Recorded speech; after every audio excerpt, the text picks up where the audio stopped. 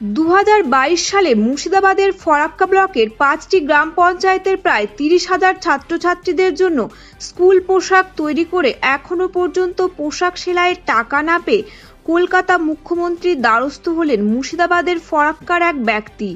পোশাক সেলাইয়ের টাকা না পেয়ে মুখ্যমন্ত্রীর দপ্তর ছাড়াও মুর্শিদাবাদের জেলা শাসক সহ একাধিক পদাধিকারীকে লিখিতভাবে অভিযোগ দায়ের করেছেন তিনি। বর্তমানে স্কুল পোশাক হিসেবে সরকারি স্কুলে প্রাথমিক থেকে অষ্টম শ্রেণী পর্যন্ত ছাত্রদের হাফ অথবা ফুল জামা এবং হাফ অথবা ফুল প্যান্ট দেওয়া হয়। মেয়েদেরকে দেওয়া হয় স্কার্ট জামা অথবা চুড়িদার, ওড়না ও প্যান্ট। প্রত্যেকটি স্কুল ইউনিফর্মে থাকে বিশ্ব বাংলার লোগো। অ্যাবিয়ান এন্টারপ্রাইজ নামে ফরাক্কার একটি সংস্থার কর্ণধার শাহানাজ চৌধুরী বলেন, 2022 সালে ফরাক্কা ব্লকের 5টি গ্রাম পঞ্চায়েত বেওয়া 1, বেওয়া 2, বাহাদুরপুর, মহেশপুর এবং মহাদেবনগর গ্রাম পঞ্চায়েতের মোট 28টি স্কুলের প্রায় 29,839 জন ছাত্রছাত্রীদের পোশাক সেলাই করার বরাত ফরাক্কা ব্লক বিডিওর নির্দেশে 5টি সংঘের তরফ থেকে আমার সংস্থাকে দেওয়া হয়েছিল।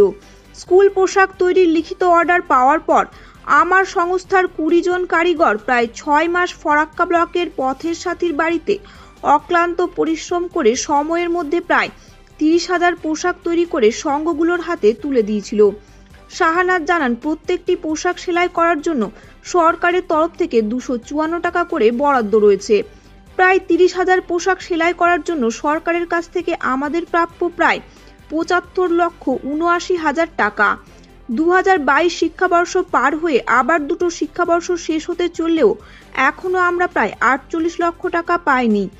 আমাদেরকে মাত্র 27,17,000 টাকা দেওয়া হয়েছে। তিনি বলেন, স্কুল পোশাক তৈরি করার জন্য কারিগরদেরকে তাদের মজুরি ইতিমধ্যেই দিয়ে দিতে হয়েছে। এই টাকা দেওয়ার জন্য আমাকে বহু ব্যক্তির কাছ থেকে বিপুল পরিমাণ অর্থ দেনা করতে হয়েছে। এই মুহূর্তে আমি ঋণে সম্পূর্ণ জর্জরিত হয়ে নিঃস্ব হয়ে পড়েছি। আত্মহত্যা করা ছাড়া আমার কাছে এই মুহূর্তে আর অন্য কোনো রাস্তা খোলা নেই। পোশাক সেলাই করার টাকা পাওয়ার জন্য একাধিকবার আমি ফরাক্কার বিডিও সহ অন্য আধিকারিকদের সাথে দেখা করেছি, কিন্তু কারো কাছ থেকে কোনো সদুত্তর পাইনি। কোনো উপায় না পেয়ে আমি বিডিও, জেলা শাসক, মুখ্যমন্ত্রীর দপ্তরে লিখিত অভিযোগ করার পাশাপাশি হাইকোর্টের উকিলের চিঠি বিডিওকে পাঠিয়েছি। আর এই স্কুল পোশাক নিয়ে ও এজেন্সিগুলোর টাকা না পাওয়া নিয়ে সরব হলেন বিজেপি ও কংগ্রেস। কি বললেন দুই রাজনৈতিক নেতৃত্ব, শোনাবো। আমি বিডিও সাহেবের কাছে গেছি 2-3বার, তো উনি আমার কথায় কোনো কেয়ার দিচ্ছে না। ওরা আমাকে আরো অপমান করে বের করে দিয়েছে। বললেন যে আমি আপনাকে চিনি না, আপনার সঙ্গে তো আমার কোনো কথা হয়নি। এটাই যখন কাজ করেছিল তখন বিডিও সাহেবের সঙ্গে সাহেবের পরবর্তী কাজ করেছিল। হ্যাঁ, বিডিও সাহেব তখন তো তিনি বলেছিলেন কাজ করার জন্য পথের সাথী থেকে। কাজ শেষ হয়ে যাওয়ার পরে এখন বিডিও সাহেব সেটাকে অস্বীকার করছেন।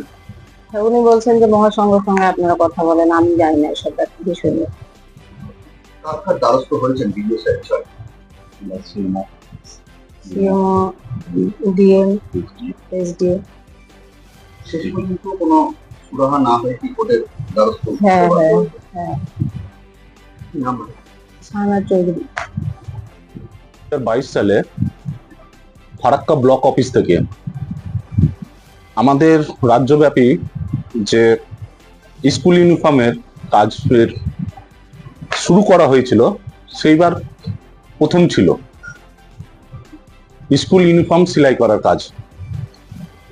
আমাদের আমার ওয়াইফের নামে সেলাই কারখানা আছে, অ্যাবিয়ান এন্টারপ্রাইজ নাম।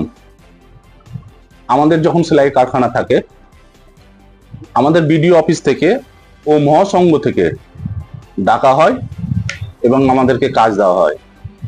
2022 সালে আমি 5টা জিপির আন্ডারে আমরা 5টা জিপির আন্ডারে কাজ করেছিলাম। আমার স্ত্রী 5টা জিপির আন্ডারে কাজ করেছিলাম। ফারাক্কার পথের সাথী থেকে, ফারাক্কার পথের সাথীতে কাজটা শুরু করা হয়। বিডিও সাহেবের নির্দেশ মতো উনি বলেন যে ফারাক্কার পথের সাথীতে কাজটা আপনাদেরকে করতে হবে।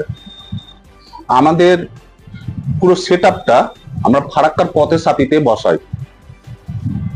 সেখানে আমরা ফারাক্কা ব্লকের 5টা জিপির আন্ডারে যতগুলি স্কুল আছে সবগুলো স্কুলের ড্রেস যথাসময়ে আমরা সেলাই করে সরকারি নির্দেশ মেনে যে শিডিউল ছিল সেই শিডিউল মেনে আমরা কিন্তু কাজ কমপ্লিট করি।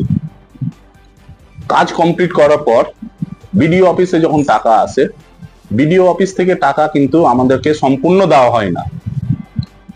প্রথমে টাকা এসেছিল 25 লাখ টাকা, সেখান থেকে আমাদেরকে 2 লাখ টাকা দিয়েছিলেন। এখন পর্যন্ত আমরা 2024 সাল পর্যন্ত এখন পর্যন্ত আমরা প্রায় আপনার 48,62,হাজার টাকা পাই। একটা স্টুডেন্ট প্রতি অ্যালটমেন্ট আমার টোটাল ফারাক্কা 5টা জিপি আন্ডারে আমি কাজ করেছিলাম 28,839 জন স্টুডেন্টের। একটা স্টুডেন্ট প্রতি সরকারি বরাদ্দ ছিল পার স্টুডেন্টের 254 টাকা। সেই মোতাবেক আমাদেরকে 27 লাখ টাকা পেমেন্ট করে। সেই 27 লাখ টাকা পেমেন্টের মধ্যে ফারাক্কা পথের সাথীর যেটা সরকারি সংস্থা, কিন্তু সেই পথের সাথীর বিল প্রায় 2 লক্ষ টাকা। আরো অন্য কিছু ধরুন ওরা টাকাটা কেটে রেখে দেয়। এখন পর্যন্ত আমাকে 27 লাখ টাকা পর্যন্ত দেওয়া হয়েছে, বাকি টাকা আমরা এখনো পাইনি। এখন প্রায় 48 লাখ টাকা মতো।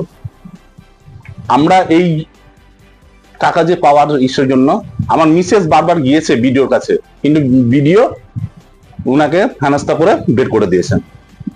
বলছেন বিডিও বলছে আপনি কে, আপনি এখানে এসেছেন, এটা আপনি আমার মিসেসের কাছ থেকে শুনতে পারবেন, জানতে পারবেন। এরপরে কি করবেন?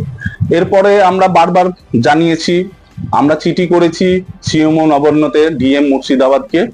তারপরে আমি বাধ্য হয়ে কোর্টের দ্বারস্থ হয়, হাইকোর্টের দ্বারস্থ হয়েছে এই টাকা পাওয়ার জন্য। দেখুন, ইউনিফর্ম স্কুলের যেগুলো হচ্ছে, এই ইউনিফর্ম নিয়ে যেভাবে জালিয়াতি শুরু হয়েছে, মাননীয় মুখ্যমন্ত্রী এই ইউনিফর্মের টাকা প্রতিটা বাচ্চাকে 600 টাকা করে 2টো সেটের টাকা দেন।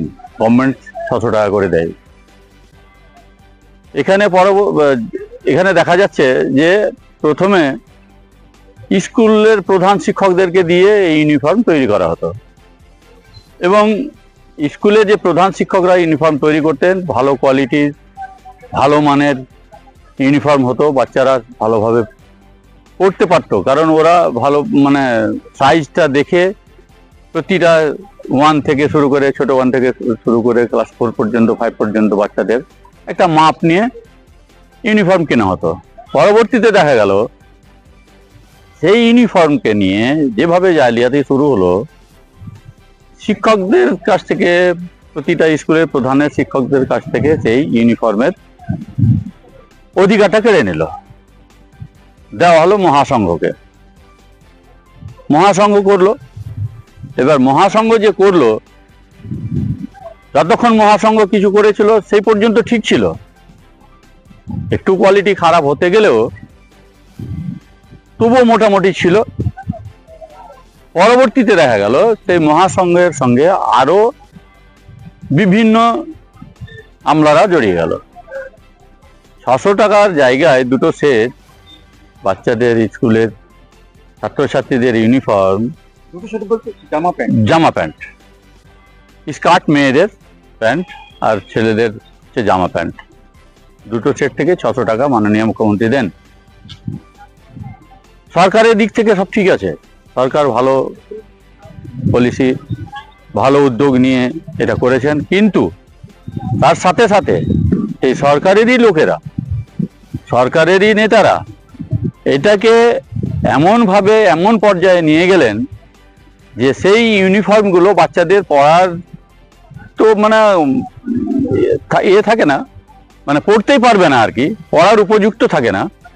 তারপরেও 2022-এ আমি যা দেখলাম যে সেই ইউনিফর্ম নিয়ে লক্ষ লক্ষ টাকা জালিয়াতি হলো।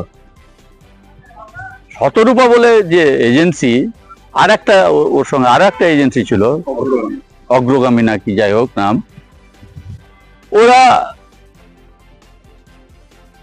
মহাসংঘের কাছ থেকে কন্ট্যাক্ট নেই। মহাসংঘ টাকা পেল কি পেল না আমাদের জানার কথা না, বা যে কন্ট্রাক্টর নিয়েছিল কাজটা সাপ্লাইয়ার, সে মহাসংঘের কাছ থেকে টাকা এখন পর্যন্ত প্রায় 50 লাখ টাকা সাপ্লায়াররা পায়নি। এই যে 50 লক্ষ টাকা একটা ব্যবসায়ী যে পেল না, আজকে 2024, টাকাটা তো গভর্নমেন্ট দিয়েছে, টাকা তো গভর্নমেন্ট না দেওয়া নয়, তাহলে টাকাটা কোথায় গেল? টাকাটা মাঝখান থেকে কে খেলো? এখন পর্যন্ত শতরূপার মতো একটা ব্যবসায়িক আর মহাসংঘ নাকি আর একটা অগ্রগামী, সেই অগ্রগামী এখনো টাকা পায়নি, তারা হাইকোর্ট করেছে। তাহলে তাদের কি দোষ? তারা যে আজকে মহাসংঘের কাছ থেকে কন্ট্রাক্ট নিয়ে বাচ্চাদের ড্রেস দিল, এখন পর্যন্ত প্রায় দুটো পার্টি মিলে, অগ্রগামী আর শতরূপা মিলে প্রায় কোটি টাকা তাদের পড়ে আছে। তাদের কি অন্যায়? তারা কেন টাকাটা পাবে না? টাকাটা কোথায় গেল? এর সুবিচার চাইছি আমরা কংগ্রেসের পক্ষ থেকে এটা আমরা প্রতিবাদ জানাচ্ছি। এবং পরবর্তীতে যদি আমাদেরকে আরো কিছু করতে হয়, আমাদেরকে দরকার হলে আমরা ডিএমকে জানাবো, দরকার হলে আমরা মুখ্যমন্ত্রীর দ্বারস্থ হব। কেন এটা হবে? দেখুন, এই পোশাক যে প্রতিটা স্কুলে স্কুলে দেওয়া হচ্ছিল, সেটা খুব ভালো উদ্যোগ রাজ্য সরকারের। কিন্তু প্রথম দিনে যে মতো দিচ্ছিল, হেডমাস্টারদের পুরো টাকাটা দিয়ে দেওয়া হতো, তখন কিন্তু এই ড্রেসের কোয়ালিটি কিন্তু খুব ভালো ছিল। এখন আস্তে আস্তে যখন এজেন্সি মারফত আসতে লাগলো, এই ড্রেসগুলোর কোয়ালিটি কিন্তু একদম নিম্নতম হয়ে গেল। এরা কাটমানি, যত আমাদের রাজ্যে দেখছেন তৃণমূলের যে দুর্নীতি, এই তৃণমূলের নেতারা কাটমানি খেয়ে খেয়ে এই স্কুলের বাচ্চাদের পর্যন্ত ড্রেসের টাকা খেতে এরা ছাড়ে না। তাই স্কুলের এই ড্রেসগুলোর যে স্তর, সেটা একদম নিম্নতম হয়ে গেছে। আপনারা ভালো করে জানেন যে বিভিন্ন ক্ষেত্রে এই রাজ্য সরকার দুর্নীতিতে ভরে রয়েছে। গোটা রাজ্য একের পর এক মন্ত্রী থেকে শুরু করে এমএলএ এমপি সবাই এই দুর্নীতির মধ্যে জড়িত। এমনকি প্রশাসন পর্যন্ত এই দুর্নীতির সঙ্গে যুক্ত হয়ে গেছে। আপনারা দেখছেন আরজি করে কি হয়েছে আর কি হচ্ছে। প্রত্যেকটা কেস নিয়ে রাজ্য সরকার হাইকোর্টে যাচ্ছে, হাইকোর্টে ওদের উল্টো থাপড় খাচ্ছে, সুপ্রিম কোর্টে যাচ্ছে, সুপ্রিম কোর্টে ওরা মার খেয়ে বাড়ি আসছে। তো এই হচ্ছে আমাদের রাজ্য। বলবেন? দেখুন, উনি ওনার যে কাজ ছিল সেই কাজ তো সফল করেছেন, উনি ওনার কর্তব্য পালন করেছেন। উনাকে যারা কাজ করিয়েছেন তারা ওনার টাকা আটকে রেখেছেন। এতে বিডিও সাহেব পুরোপুরি জানেন বিষয়টা। তো আমার মনে হচ্ছে যে পঞ্চায়েত সমিতি সভাধিপতি এবং বিডিও সাহেব এরা একসঙ্গে থেকে এই যে কাজগুলো করেছে, যাদের টাকা আটকে রেখেছে, যারা টাকা পাচ্ছে না, তারা তো আগামী দিনে আর কোনো প্রোডাক্ট দিবে না এদের। আমার কাছে কথা হলো, যারা কাজ করেছে তাদের টাকা দিয়ে দেওয়া হোক, কেন তাদের টাকা আটকে রাখবে? আর যদি তাদের টাকা আটকে রাখে, তাহলে বিডিও সাহেব কি করছেন? তাহলে উনি অর্ডার দিয়েছেন কেন কাজ করার জন্য? তো আমার যেটা বক্তব্য, যে ওর যতটা পাওনা আছে সেটা যাতে দিয়ে দেওয়া হয়। কি নাম আপনার? আমার নাম আয়ন ঘোষ, আমি বিজেপি ফারাক্কা বিধানসভা কো-কনভেনর।